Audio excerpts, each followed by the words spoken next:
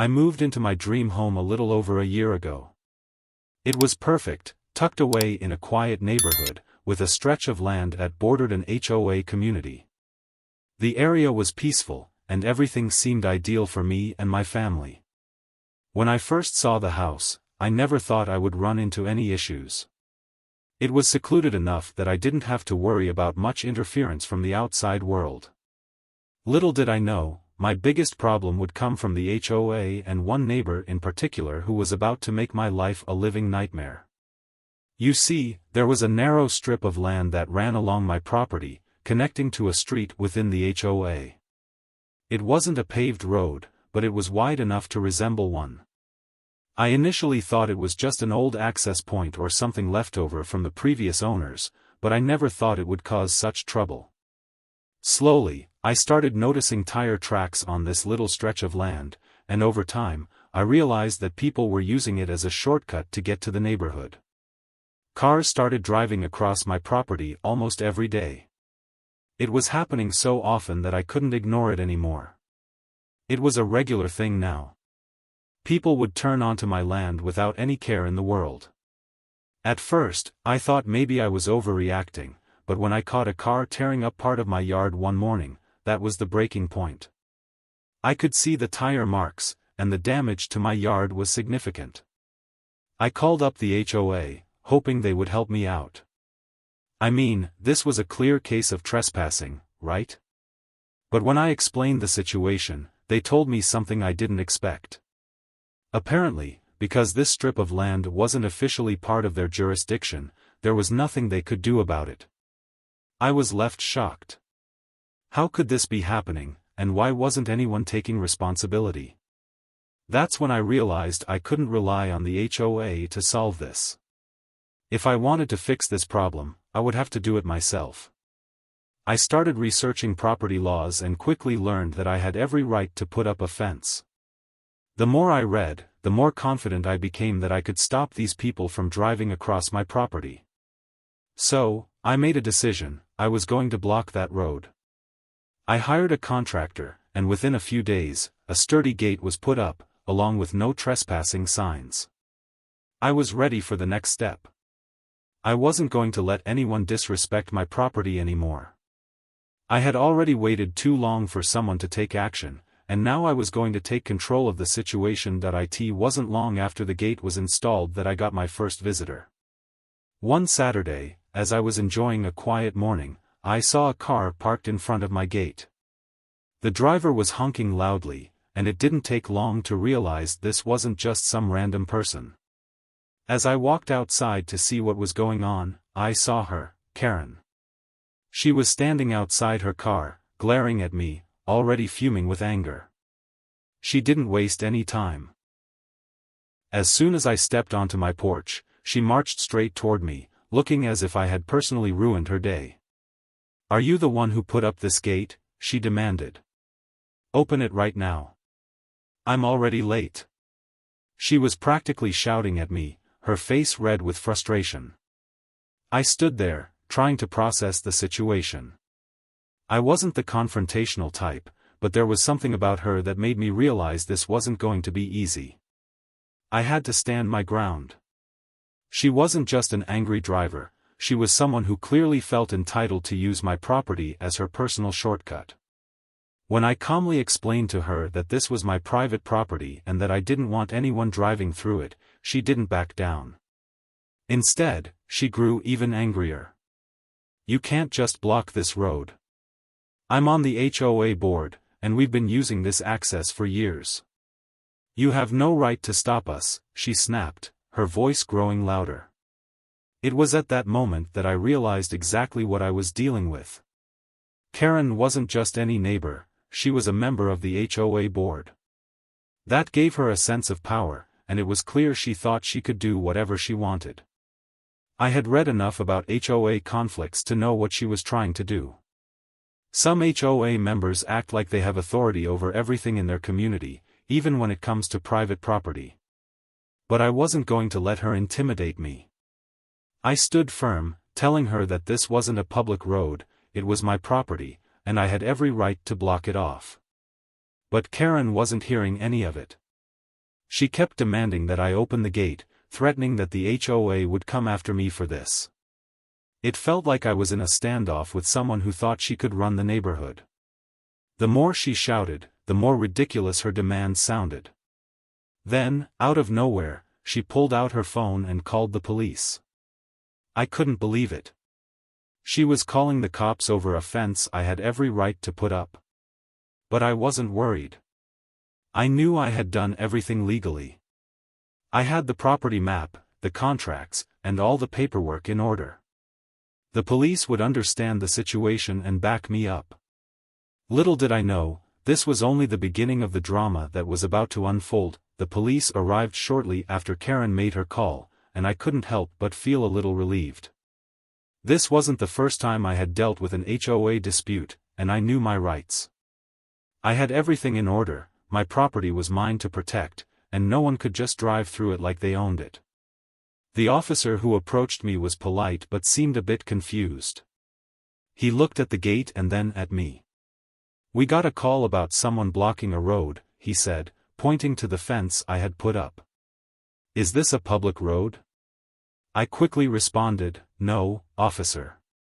This is my property, and I put up the gate to stop people from using it as a shortcut.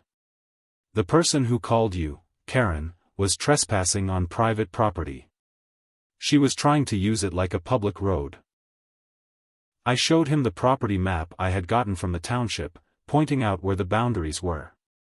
I made sure everything was legal, my fence, my gate, everything. The officer glanced at the map and nodded in understanding. "Okay, I see. This is private property, and you're within your rights to block access to it. I'll go speak to the other officer and explain the situation." I could hear Karen arguing with the other officer in the background, but I wasn't concerned. I knew the law was on my side. The officer came back to me a few minutes later, looking calm and collected. "I'm sorry, but she's been misinformed," he said. "This isn't a public road. You're within your rights to block access to it. I'll explain that to her." I nodded, relieved that the situation was starting to make sense to everyone else. I had done the right thing, and it felt like the situation was finally under control.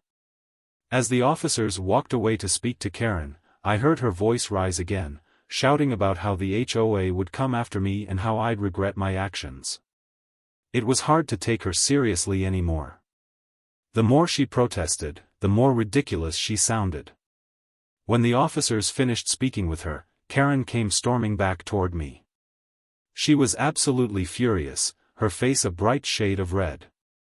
"This isn't over," she hissed, her voice dripping with anger. "You're going to regret this. I'll make sure the HOA takes action. You can't just block a road that's been used for years." I wasn't intimidated. "Go ahead," I said calmly. "Just know this is my property, and I have every right to do this. If anyone tries to use it again, I'll call the police myself." The officers nodded in agreement, and Karen left, still grumbling under her breath. I couldn't help but feel a sense of satisfaction. She thought she could bully me into letting her use my land for free, but I wasn't backing down. The HOA's involvement was getting ridiculous, and I was more than ready to fight for my rights. The more I thought about it, the more I realized how much I had learned from this whole ordeal. I had stood up for myself, and that felt empowering. The road was still blocked, my gate was still up, and I was finally starting to feel like my property was safe from intruders. But of course, as anyone who's dealt with an HOA knows, this wasn't the end. The next chapter was just around the corner. A week after the confrontation, I received a letter from the HOA. To be honest, I wasn't entirely surprised, but I wasn't thrilled either. I opened it, and sure enough, it was a formal request to schedule a meeting to discuss the situation. Apparently, Karen had gone over my head and spoken to the other board members. The letter said they wanted to talk about the fence and the gate I had put up, calling it a public access point that was now blocked. I couldn't help but laugh. They were still trying to make it seem like they had some kind of authority over my property. I wasn't worried though. I had done my research, and I knew the HOA had no legal standing in this matter. I owned the land, and no matter how many years people had been using that strip of land as a shortcut, that didn't make it a public road. I gathered all my evidence, making sure I had everything I needed to back up my position. I collected the property map, the photos of the area, and the security footage showing Karen's dramatic outburst when she first confronted me. I wasn't about to let them bully me into backing down, not now. The day of the meeting came, and I was ready. I drove over to the HOA office, preparing myself for another round of heated discussions. When I walked into the room, I could immediately tell that I wasn't exactly welcomed. The board members looked at me like I was the villain in a neighborhood drama. And sitting at the head of the table, of course, was Karen.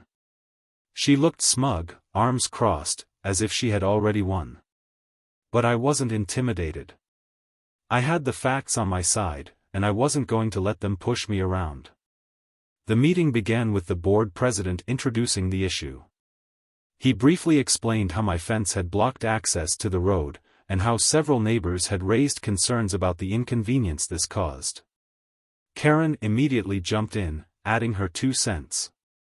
"This is affecting all of us," she said. "That shortcut was the most convenient way to get into our neighborhood, and now we're stuck using the main road, which adds several extra minutes to our commute. I've been a member of this board for years, and we've never had any issues with this access point until now." I let her speak, but I wasn't about to let her twist the facts. When it was my turn, I raised my hand. The president nodded for me to proceed, and I stood up confidently. "I understand your concerns," I began, "but the truth is, this is not a public road. This strip of land is private property, and I have every right to block off access to it. It's not a shortcut, it's my land, and I don't want anyone using it without my permission." I could see the board members starting to shift in their seats. Some of them exchanged looks, clearly unsure of how to respond. I wasn't done yet. I continued, "If any of you had done your homework, you'd know that the HOA has no jurisdiction outside of its own boundaries. This isn't your road to control. The more you try to push this, the more it sounds like you're trying to force your will on private property. And that's not how it works." There was a tense silence in the room. Karen was visibly upset, but I could tell that a few of the board members were starting to rethink their stance. They had no legal leg to stand on. I could feel the tide turning in my favor, but Karen wasn't about to give up that easily. She shot back, "This is absurd. Just because you have a piece of paper saying you own the land doesn't mean you can just mess with everyone's lives. We've been using that shortcut for years. You're causing unnecessary trouble." But even as she shouted, I could see the other board members starting to murmur among themselves. One of them asked, "Are we sure this is even within our jurisdiction?" Another board member added, "I don't think we can force him to do anything if it's his property. Maybe we should focus on resolving this without escalating it further." I could see it now, my stance was gaining traction. The more I explained, the more the board members seemed to agree with me. They were starting to realize that their position was weaker than they thought. But Karen wasn't done. She stood up, slamming her hands on the table in frustration. "This isn't over," she hissed. "I'll take this to higher authorities. You're going to regret letting him get away with this." The president raised his hand to calm the room. "Karen, I think we've discussed this enough for now. We'll need to review the legalities and talk with our attorney before making any further decisions.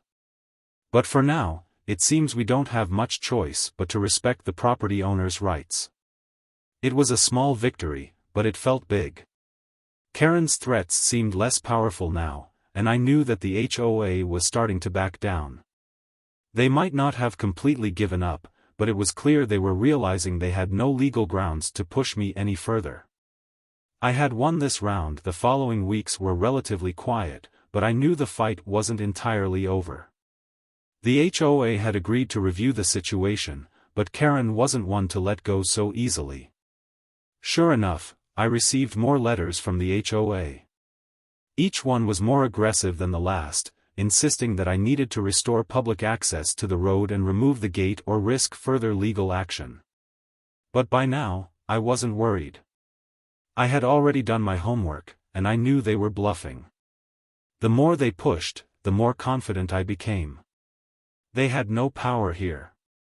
I continued with my life, focusing on the things that mattered. I checked my security cameras regularly to make sure no one tried to trespass again, and I even reached out to a few of my neighbors who had used the shortcut. To my surprise, some of them apologized for driving through my property and promised they would never use it again. Others didn't seem as sorry, but at least I knew I wasn't alone in this fight. I wasn't the only one who had a problem with the HOA's overreach. Then, one day, while I was running errands, I got a call from my lawyer. Apparently, Karen had taken the matter to court, claiming that the HOA had authorized the road as a public access point and that I had violated some sort of community easement by blocking it. At first, I was a little shocked. Could she really be serious? But my lawyer assured me that there was no such easement, and the HOA had no legal standing in the matter. It was just another attempt to bully me into removing the gate. Even though I knew Karen's case was weak, her persistence was starting to get under my skin. I didn't want to waste time and money on a drawn-out legal battle, so I decided to take one more step to ensure I was fully protected. I reached out to a local news station that specialized in property rights and HOA issues. I explained the whole situation to them, sending over photos of my property, the fence, and the letter from the HOA. To my surprise, they responded quickly and wanted to do an interview. A few days later, I found myself sitting in front of a camera, explaining how the HOA was overstepping its bounds and how I was simply trying to protect my private property. The news team was supportive, and I made sure to emphasize that I had gone through all the proper legal channels to make sure my actions were legitimate. I also shared my frustration with how the HOA had ignored residents' concerns and put their own agenda above the community's needs. The interview aired that evening, and the response was overwhelming. People were on my side. The next week, Karen called me again. This time, however, her tone was different. She wasn't as forceful or angry. In fact, she sounded almost apologetic. "I saw the news," she said. "And I realize I may have overreacted." She admitted that after seeing the coverage, some of her neighbors had spoken out against her and the HOA's tactics. She finally admitted that the HOA had no real claim to the land and that she had been too aggressive in trying to force me to change my property. She even apologized for the way she had acted. I was stunned. This wasn't the Karen I had dealt with weeks earlier. I wasn't ready to forgive her completely, but I could tell she had learned from the experience. It was an unexpected turn of events, and for the first time in a long while, I felt like the situation was finally coming to a close. The news coverage had made a huge difference, and the HOA seemed to be backing down. A short time later, I received another formal letter from the HOA. This one was different. They apologized for their involvement and confirmed that they would no longer pursue any action against me. They also reminded the residents that they must respect private property and avoid trespassing on others' land. In a final twist, the letter mentioned that Karen had been advised to step down from the board, though they didn't go into details. It felt like a victory, not just for me, but for anyone who had been bullied by an HOA in the past. I had stood my ground, and in the end, my rights were respected. The road was still blocked, the gate was still up, and my property was finally safe from intruders. I couldn't help but feel a sense of relief. The HOA had moved on to other matters, and Karen, thankfully, was nowhere to be seen. A few months passed, and life returned to normal. The HOA didn't bother me again, and I could finally enjoy the peace and quiet I had hoped for when I first moved in. It was strange, looking back on everything. From the first signs of trespassing to the heated confrontation with Karen, all the way through the meetings and legal threats, I had learned a lot. I had learned about property rights, the power struggles that can happen when someone tries to impose their will on others, and most importantly, how to stand up for myself. For the first time in a long while, I could honestly say that I felt at peace with my property. The road was mine, and no one was going to take it from me again.